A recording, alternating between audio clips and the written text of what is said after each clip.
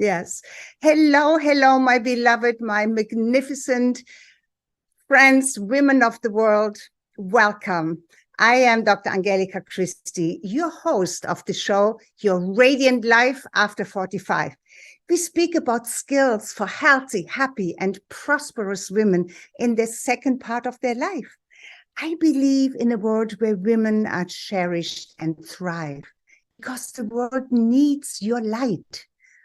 I help you discover and live your unique gift confidently and with pride.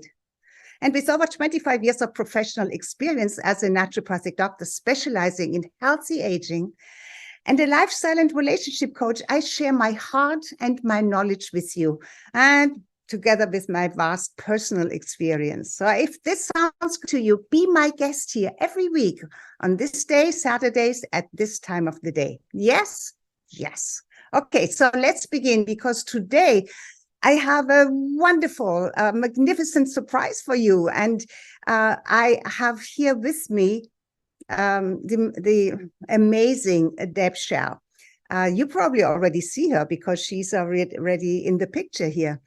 And you have an opportunity to learn about how you can bring your knowledge and wisdom into a greater community, and therefore the entire world, because we are all connected. This field of knowledge and connection in a positive way.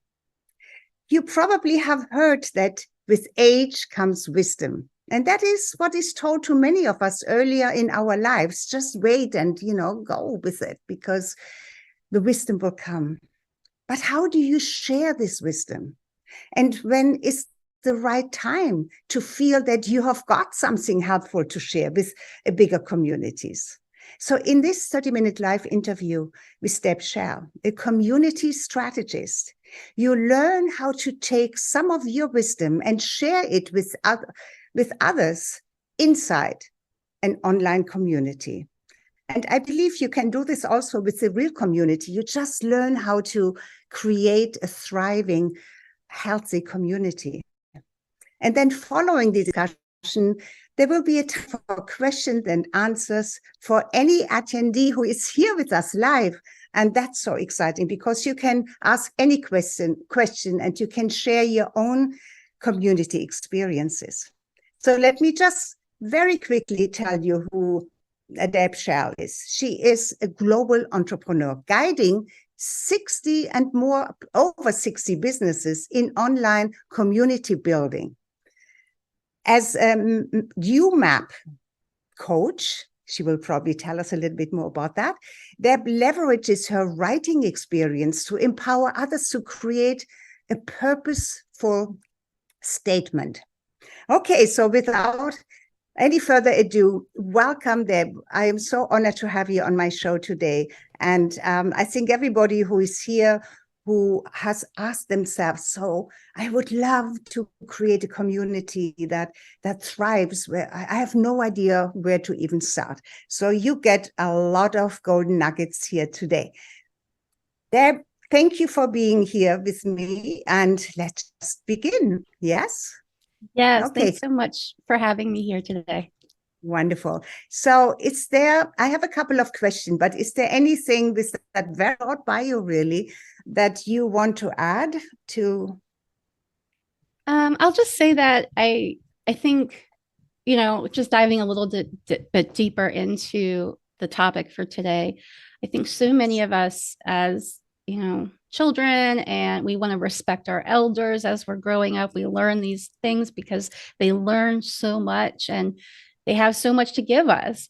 And our parents, our grandparents, family members, friends, colleagues, as we grow older and have these relationships and continue to cultivate them, I think one of the things we don't typically see is, well, how do we share these things? Like, I've learned some really great things in my life, but I really want to be able to share them and help others so they don't make the mistakes I made. And, maybe they don't know these things. I think I grew up thinking, well, everybody knows this, or isn't this what everybody does? And then I realized, oh, not everybody. Because what you feel know. easy, right? Everybody should know that. Yes. And that's such a big lesson.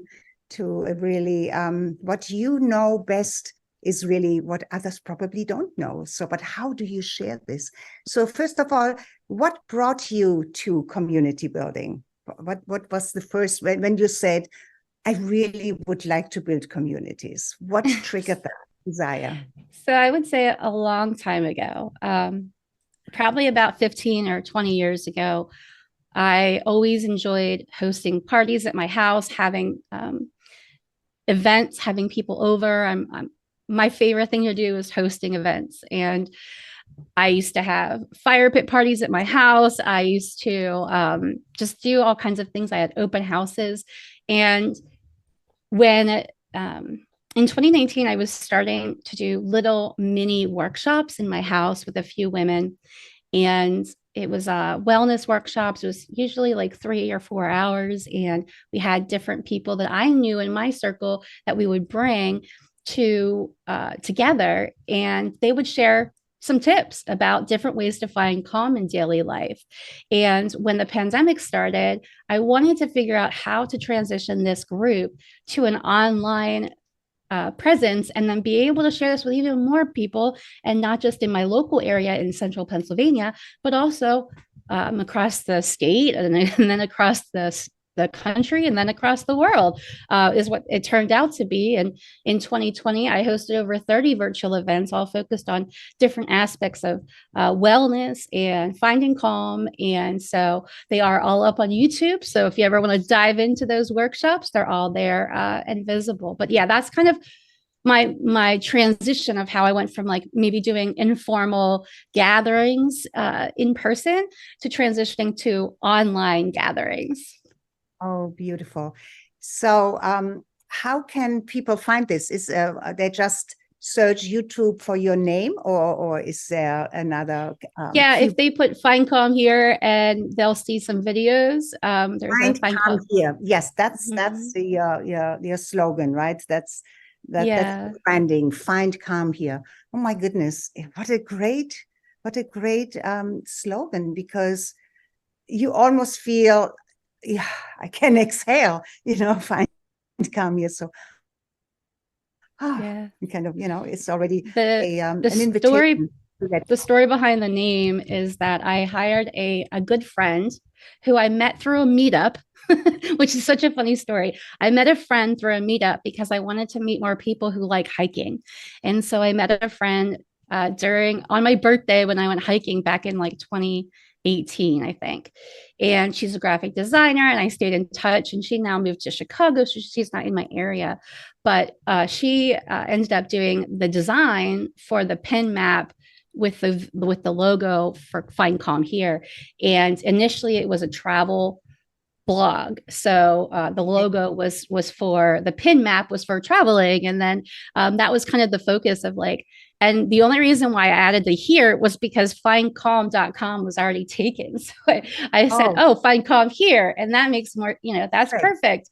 Yes, and, and so really, it's with you. It's not anywhere else but with you. So I realized that over time, it doesn't have to be a destination. It can be an experience that can transcend time or location. So now I kind of use the slogan in different ways, right? Find Calm here with clients and helping them navigate technology and business building. So I think those are just different ways to use the same words in different contexts and still have the same meaning, because I always kept the through line of calm through each iteration of my business. But that also suggests, when you talk about it, what I'm hearing here is really that you do have brilliance, expertise in business and in other areas that you actually incorporate in it, right? Mm-hmm.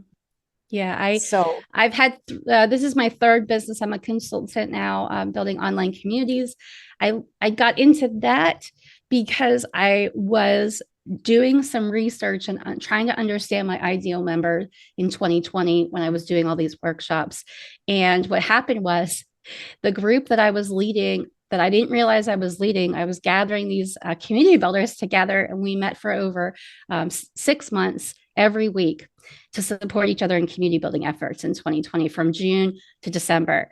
And what I learned was my ideal member of community builders, and how I can help them is I can help them navigating the challenges of community building, and what are the steps, and how do you bring people together and facilitate online belonging and bringing people together. And I realized that I had these innate skills. And so when you're talking about UMAP, one of the things that I learned with UMAP, which is an assessment program, which aligns your strengths, values, and skills, your preferred skills and burnout skills. One of the things that I learned was I actually have in the top 5 of my strengths: communication, winning others over, futuristic, and positivity, and restorative.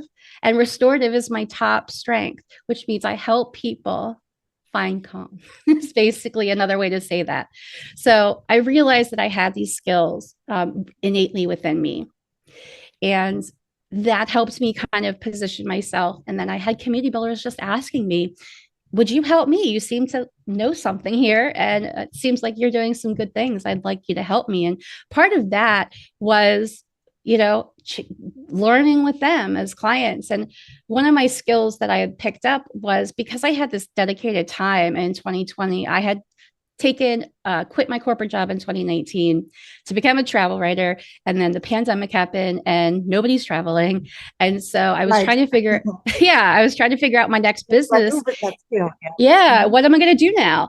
How am I going to make money? And so one of the people in this community building group said, you should consult. So and I know this platform because I spent so much time in it in 2020. So I learned Muddy Networks, which is the platform. And that's how I met you and both of you and Kathy through. Yes. And so I learned a lot about the technology of that platform, and others were struggling with it. And so the first time that I found out that I was helpful with this was when I had one of my friends from this community building group said, she asked for a call with me, and she said, Deb, you've answered all of the questions that I've been struggling with for 6 months in like a half an hour of our talk. She's like, you should really get paid to do this. You're amazing. So that's how I started my consulting business. And I know from the last 3 years now since doing consulting, I've just continue to learn more and more from the experiences with community builders about how to cultivate community as it changes, as it evolves through time. Everything changes so quickly, right? And then when AI came in, I mean, it existed already probably 10 years ago, but it wasn't really, most of us were not aware of it.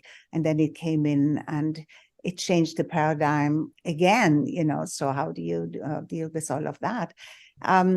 So you are at a particular station or part in your own journey. And from what I hear, it has developed rather quickly, because what you did in your own home, and then COVID came along. Now, you said, okay, I have all of these skills. So how do I do this online? And the online environment just exploded. Anyway, every business who could go online probably went online. And of course, we also have learned, because of COVID, because we lost community, we lost the connection to each other, we lost the ability to talk to each other, to hug each other, to be in community. And so now we had to learn how we can do this in an online environment. And I think it may seem easy, but it is complex. And so to find somebody like you who has already trotted that path ahead, and learned all of the pitfalls maybe, and that experience is a tremendous, it's gold for people who say, oh my God, I know I have these skills and I want to share it in a greater way and community, but how do I even start? And I know you mentioned the platform, and I don't think there's any problem to mention that, because the community that Kathy, who's actually with us here today, and and her partners are building is on that same platform, which is Mighty Networks, right? And it's kind of designed for communities, more or less. It can do all other kinds of things, but how has the experience up to today, how has it helped you on your journey? Where do you see what is your goal, and where are you in your journey, and how has what you have experienced to this point helped you? Yeah. I would say when I started doing consulting, I wasn't quite sure of the steps in the beginning, but what I took from was my own personal experience. So every time I was questioning, well, I'm not quite sure what I should tell this person, or how I should advise this person, or how is this going to work? I looked back at my own experiences. And when I was launching this community in 2020, I was able to break down the issues of what wasn't working and what was working, so that I reevaluated and then redesigned each iteration of the community. So initially it started as a larger community with partners that I brought on. And then I realized that, if you're promoting everybody else and nobody's promoting you, then it might be harder for you to gain momentum. So at the end of 2020, I was burnt out, and I said, well, I'm not going to keep promoting other people. What I need to do is start to really hone in on my skills. At that same time, I learned I had taken some courses on community building for online, specifically for online. One of those was CMX's. They have a program with CMX, the CMX Community MBA, I think is what it's called. And then also there's another program with Mighty Networks called Community Design. And they also had some other workshops in 2020 that they no longer offer, but that I took at the time to learn and kind of hone my skills. And then I realized it's really just breaking things down, because typically the entrepreneurs I work with, they look at things and there's so many aspects of it. There's a lot of decisions to make. Confusing or overwhelming. Yeah. Yeah. So we really have to break it down and say, okay, well, what is the number one goal? What is it? Who are we bringing together? And why are we doing this? And answering those pivotal questions is how we start to gather. When we're talking about when you don't have a community and you're starting from nothing, you're thinking about, well, who am I bringing together? Well, you first start with your ideal members. Who are my ideal members? Well, they're people that align with those things that you want to do within the community. And so we start with your current existing network, and then you see where you can find other pockets of people in different places at your networking events, your local community, your in-person, and also virtual communities that you're a part of.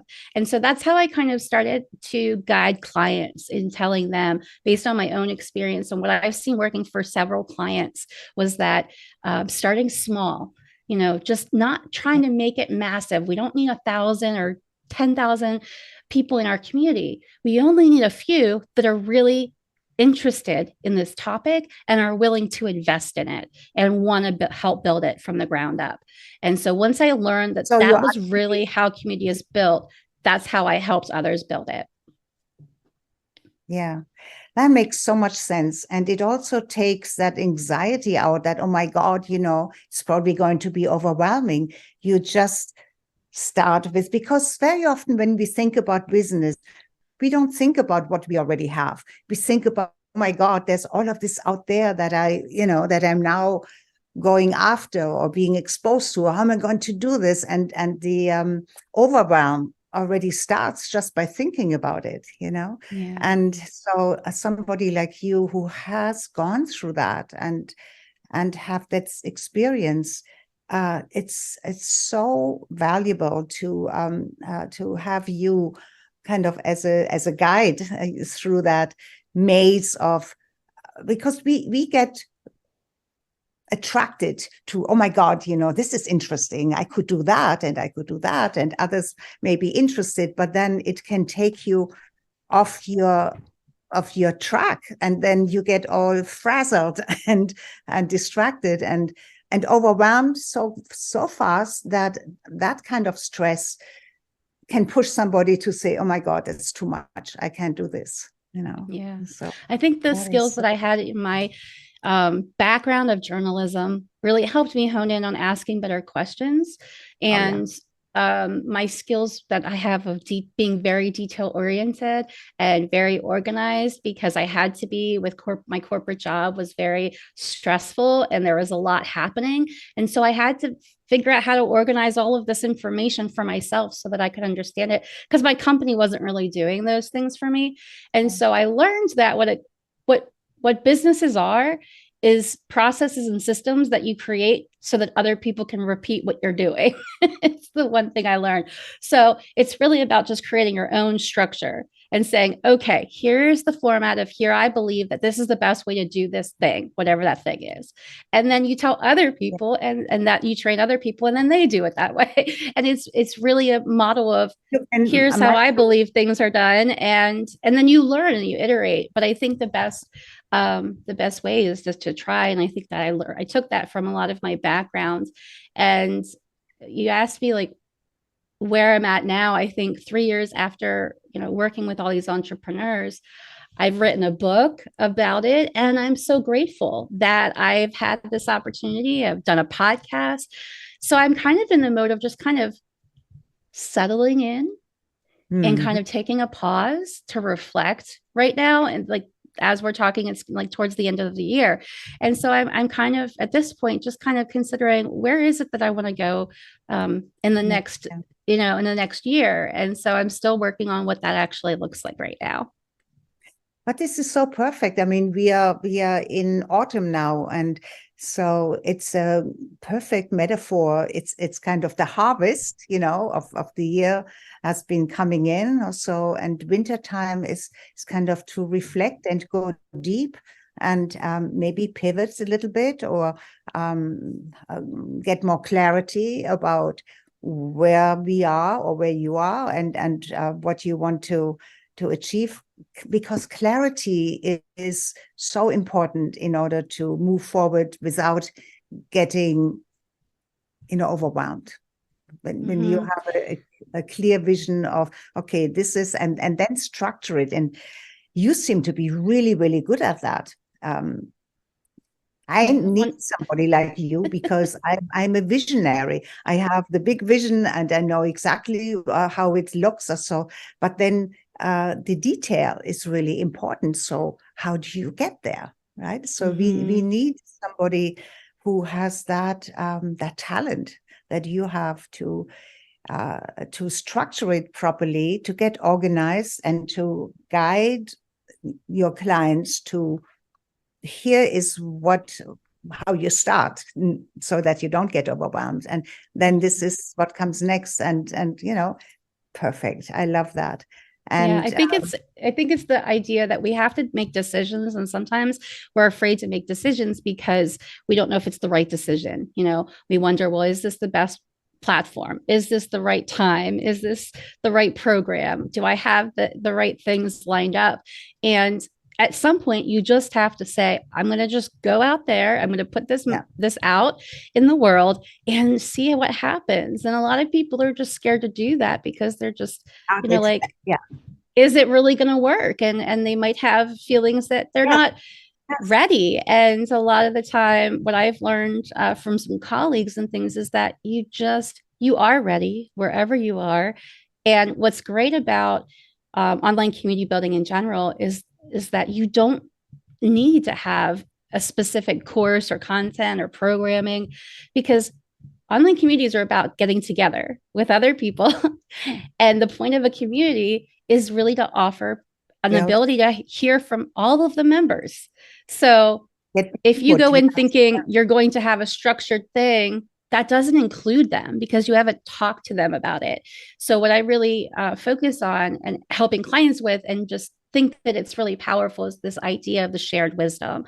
And so bringing these people into a circle where you can communicate, you can put some parameters around, here's the values that we set for this community. Here's what we believe. If you align with these things, then you're going to bring those people together and you're going to allow those people then to say, how do you navigate challenges? What have you done? And Yeah. that is the most important part of community building, I believe, is that just elevating people so that nobody's, not one person's in charge and everybody's kind of listening, but it's really about maybe I'm the facilitator or the guide that helps people answer those questions in a safe space where they're not afraid to share something. And so I think that's how we grow as community builders or facilitators or hosts. I also think that there's waves and phases of our life. Sometimes we're at a phase of where we want to gather people, and there's other times when we want to actually just be a participant or a community, what I call community enhancer. I heard that from another person a while ago. So maybe we just want to be a community enhancer or community member instead of a community builder. And so I think there's all kinds of journeys that we take as humans, as guides, as leaders, and because we let somebody else take the wheel for a while, we let other people come up. So those are just ways that you can help people and encouraging them to share what they know, what they're really great at, how they can help others, by reminding them you are important and you matter just as much as everyone else in this group. Everybody else, yeah. And I think this is what we all have to relearn, what we probably, as humanity, as being a human, we know community. That's how we all grew up, in tribes and being in community. But then we kind of lost this, especially in the last, let's say, 50 or maybe 70 years.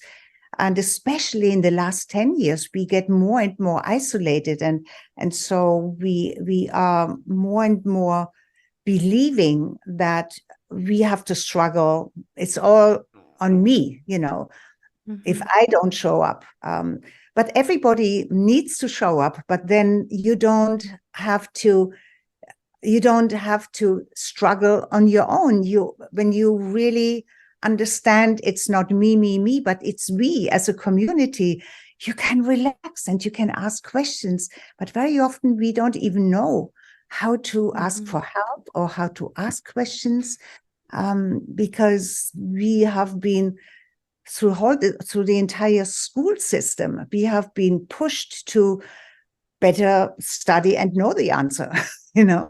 and that's kind of a lonely place.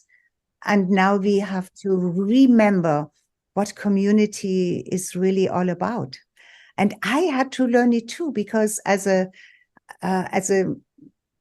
mentor and coach and teacher, even though a coach is really not teaching, but as a teacher, you have your theme and you present it and you adjust it to the level of knowledge or what you believe is appropriate, and then you just, it's all on you.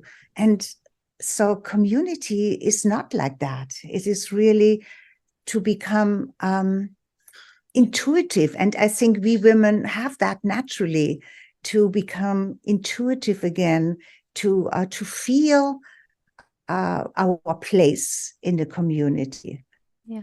And it's not in a rank, but it's just, this is, I connect with you, yes, and this is in alignment with how I think, and the sharing and the storytelling that we have almost forgotten really becomes so important again. And my God, I forgot about the time.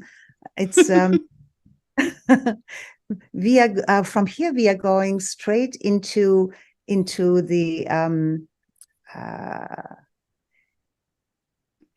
we are going straight into the Q&A. Okay. I would like to just comment on one thing, if I could. I wanted to share, we may grow up in a community and it might not be aligned with who we actually are. And so that's one thing that I can relate to, because I grew up in a community that I actually never felt that I did belong, and struggled. Yes. For the first 20 years of my life, really struggled with, why don't I believe the same things, or why am I just not feeling like I am a part of this culture that my family is in, and in the religious context is what I'm meaning. And I've always believed differently than my family. And it led me to doing some really drastic, not healthy things in my life. And it helped change me in a lot of ways. And what I'm learning now that I'm in my 40s is I actually always had everything I needed.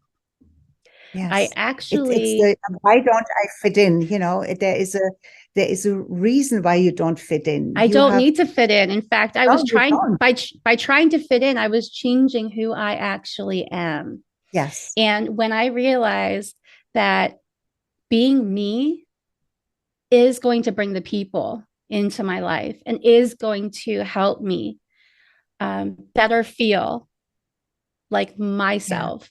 And that helps me align better. And what happens also is we were kind of in this society of growing up, I feel like, where, you know, there was somebody who was above us, whether it's a boss, whether it's executives, whether it's other people. And we were trying to either work our way up there, or we were just knew that we were never going to be able to be this kind of level up here. And I think that comes with the belief that we don't know enough things to teach anybody else. And one of the attributes of a community that I love joining, I forget what it's called all of a sudden. I'll think of it in a second. But there's a community, and they have this phrase that they always say at the beginning of their sessions. And they say, everyone has something to share and everyone has something to learn. And I think that, and to teach, because no matter where you come from or how old you are, whether you're 12 or 72, you know things that others don't, because no one has had the life that you have. And so when we talk about, well, when will I know if I have enough, information that I can share? You have it today, no matter what age you are, no matter where you are in life, you have it and you matter, and other people could benefit from the things that challenges that you've pursued and overcame, problems that you're struggling with that they might have overcome. So it really all works together. And I think there's been a lot of division in our society in the most recent 10, 20, 30 years of, separating us. And really, we just need to come back together and say, everybody actually is valuable. Yes. It's not just some top 1% that are important. We're all important. Yeah. Yes. Okay, we have to stop it here. They may already have cut us off, but thank you so much. And Deb, we are going to have your link, how to get in touch with you under this video.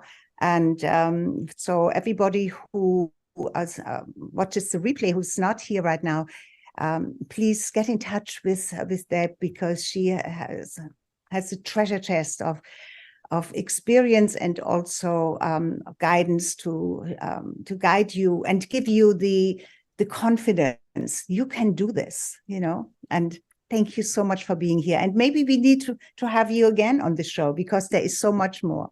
And thank you for everybody who's here, and please stay with us.